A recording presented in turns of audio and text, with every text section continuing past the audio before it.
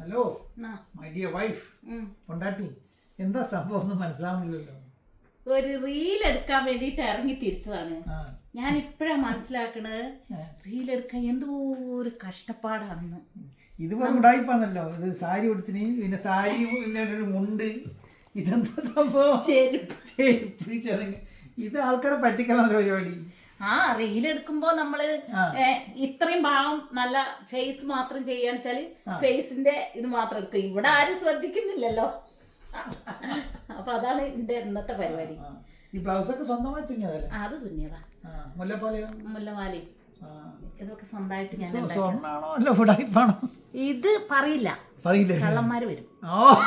സ്വർണ്ണം അണിച്ചാലും വെള്ളി അണിച്ചാലും ഗ്യാരണ്ടി അണിച്ചാലും കള്ളന്മാര് വരും. ഇത് സ്വർണ്ണല്ല കേട്ടോ, എല്ലാവർക്കും കൂടിയാണ്. ഇനി സ്വർണ്ണം ഇവിടെ ഉണ്ട് വരണ്ട. ഇത് 70, 80, 100 രൂപേന്റെ സാധനാണിത്. അല്ല പറയണോ, അല്ലെങ്കിൽ കള്ളന്മാരെന്റെ തല വെട്ടിക്കൊണ്ടുപോകും.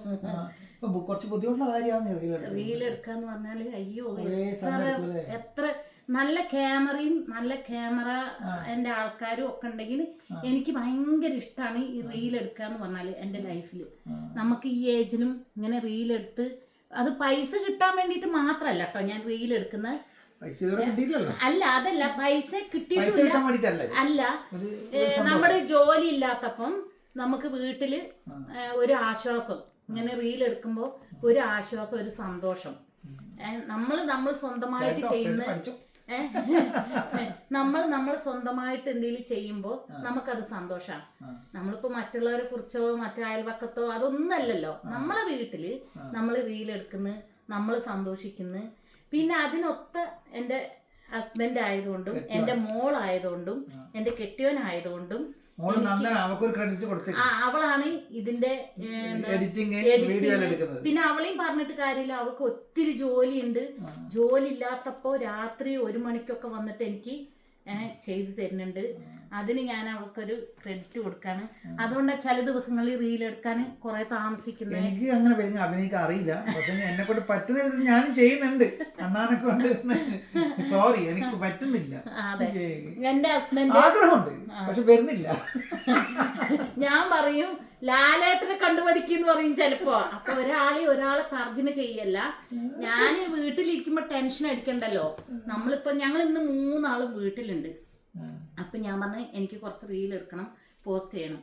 ചില ദിവസങ്ങളിൽ പോസ്റ്റ് ചെയ്യാൻ പറ്റൂല, ചില ദിവസങ്ങളിൽ പോസ്റ്റ് ചെയ്യാൻ പറ്റും. ചില ദിവസം പെട്ടെന്നായിരിക്കും ജോലിക്ക് പോകുമ്പോൾ ആയിരിക്കും ചെയ്യുന്നത്. അപ്പൊ അതിനൊക്കെ ഭയങ്കര ബുദ്ധിമുട്ടാണ്. ഈ മേക്കപ്പുകൾ ചെയ്യണം, അതേപോലെ എന്താ കണ്ടന്റ് ഇടണ്ട്, അത് നമ്മൾ തെരഞ്ഞെടുത്ത് ഞാൻ പിന്നെ മറ്റുള്ളവരെ ഫോക്കസ് ചെയ്യണം. അതായത് പിന്നെ ഒരു കാര്യം കൂടി പറയും, ഈ നാഗമ്മ സൂപ്പറാണ്, എനിക്ക് ഇഷ്ടപ്പെട്ട ഒരു വ്യക്തിയാണ് നാഗമ്മ. ഞാൻ അവർക്ക് കുറച്ച് ചെയ്തിട്ടുണ്ട്.